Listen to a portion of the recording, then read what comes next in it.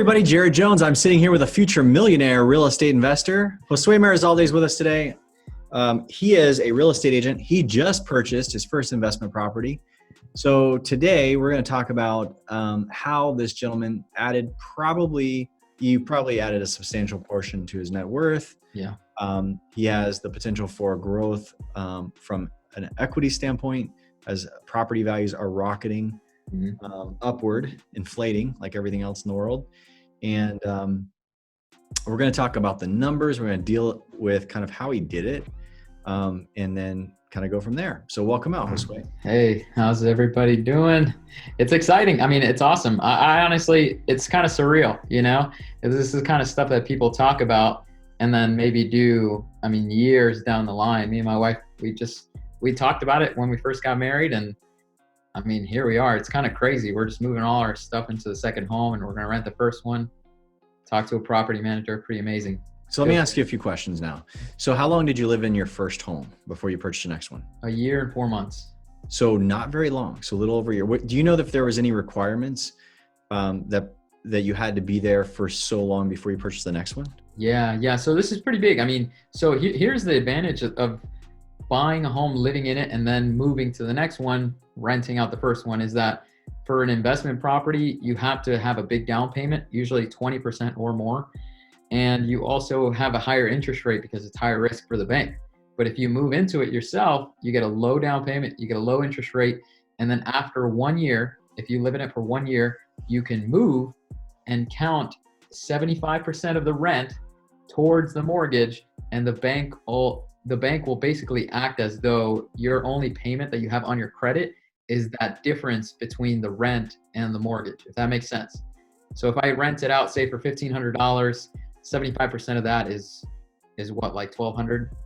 So if my mortgage is $1,200 and I'm renting it out for that much, then I'm basically, it doesn't even look like I have it on my credit at all. And I can just qualify for the next house as though the first one didn't even exist. So after 1 year of living in it, that's what we did. And it's pretty amazing.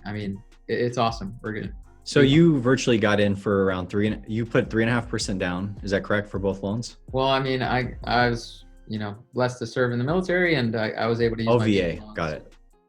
0% down on the down payment. We did pay closing costs. So you used VA you couldn't use VA for the second one. For the second one I did. Oh, the first really? One I did. So so forgive me, you bought VA with both? With the second one I did. Okay. Yeah, with the first one was FHA. Yeah. Okay.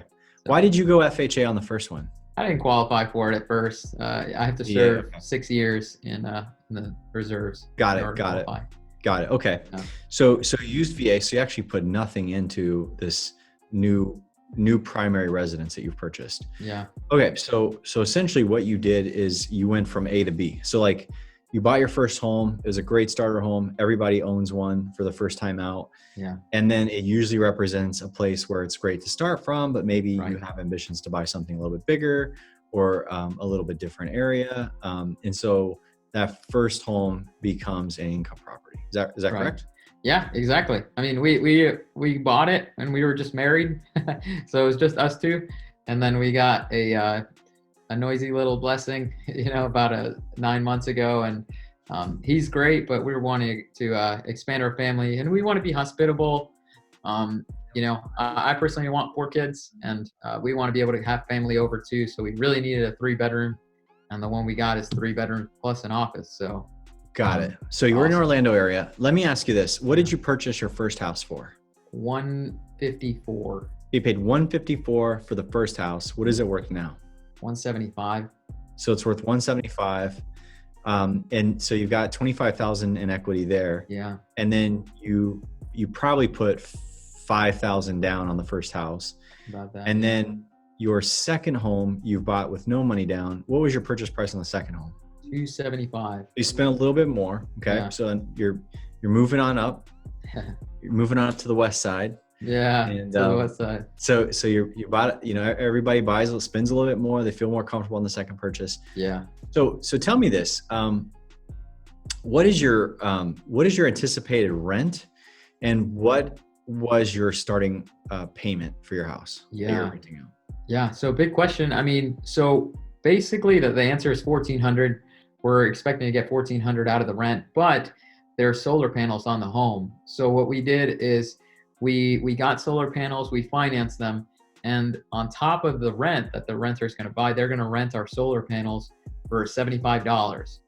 So they're basically going to be paying down the loan of the solar panels, and we're going to make a little bit of a profit there too, but we're going to be building equity in the house and on the solar panels. So it's really, to me, that's really important because, just like, solar panels are a big deal. And Sure. To me, it just made sense. So with solar panels, what was your total package of solar cost on that house?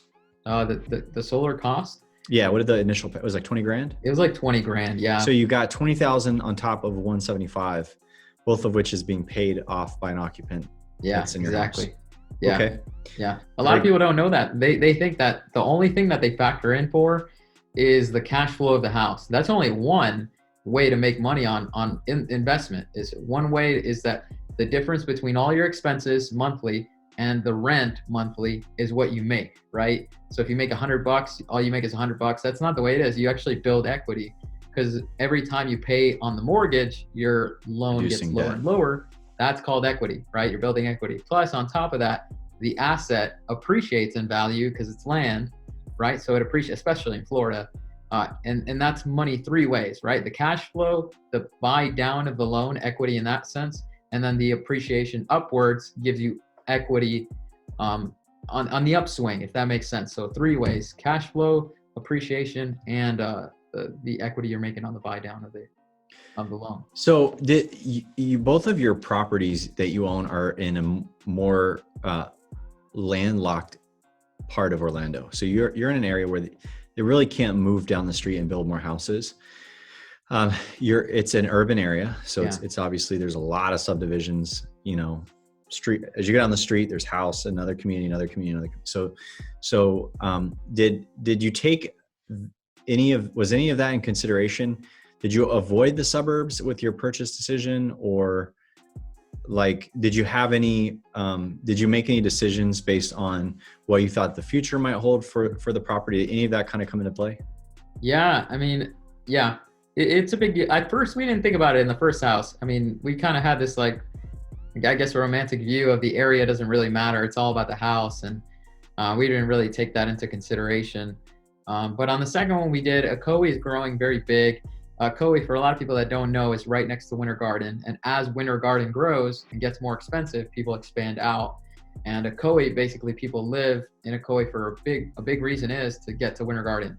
Mm-hmm. And also to Orlando, of course, but that's included in all surrounding cities. But we kind of felt that 𝐿𝐴 was growing. It was getting cleaner. Crime was going down. They're cleaning up the mall that they have here a lot. And we just thought it would be a good investment long term. It just made sense, right? Cool. Yeah. So what are your plans from where you are now? You're thinking about, obviously we've spoke off camera and you've said, I really want a stable income from tenants, right? And so, and there's a belief, and I think there's probably a large future in Orlando with renting homes, and in particular, tenancy. I think sadly, Central Florida is going to have such a crisis of affordability that that the people are going to need a place to stay, and they probably do okay, but they can't afford to pay for the house. Right. And so, what is your goals for yourself as you look at the next, 5 or 10 years, or however much you've thought out, kind of where do you want to go from here? How do you acquire your next house? Kind of what's your thinking around that? Yeah. Well, my goal personally, and it depends on my wife's agreement on this stuff, if we're going to hit my goals or not, is because I don't want to stress her out too much, is that I would like to get another house every about less than a year and a half, so I don't mind moving personally. Me and my wife were pretty minimalistic. If I can, keep buying investment properties for a low down payment, low interest rate, I don't mind doing the extra work every year and moving. My wife is she likes building her home, making it permanent. She wants some stability.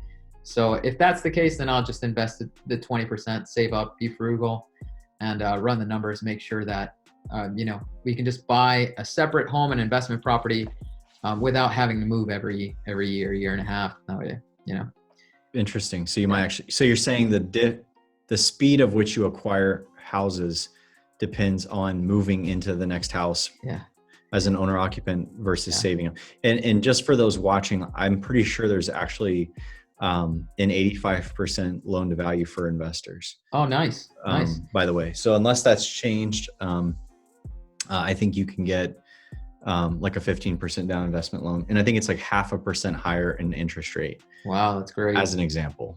Actually, I don't know. I don't even want to quote interest rates.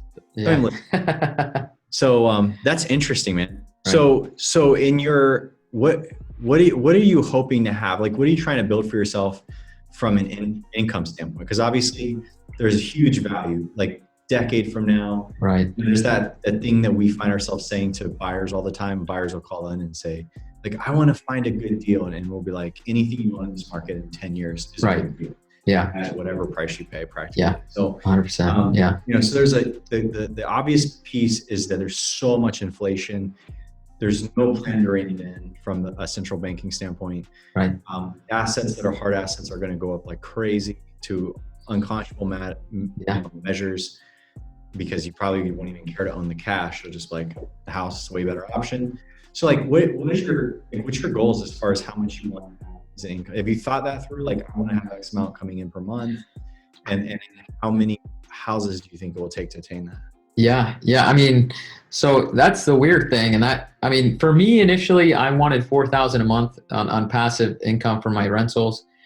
But hey, with all this inflation going on, that might not be enough in the future. And I am going to count on basically the rent going up on these rentals every year. And the property management company that I hire is going to take care of that. They're going to evaluate the market and just kind of re-sign the lease every time. But I mean, it depends. It depends on where we'll be like 10 years from now. It's hard to estimate that far ahead, but I want 10 rentals at least. I know that for sure. Awesome. It's a good solid stream of income, and it protects our money from inflation. I mean, every time we put money in the bank for a year, we actually lose value on the dollar. Right. Whereas, a house is kind of like a boat, it rises with the tide of inflation. So it's really nice that way to be protected from it. Thanks, Josue. We'll be watching. We're going to, can't wait to see you on the next one. Thank you. And we're watching as your career grows.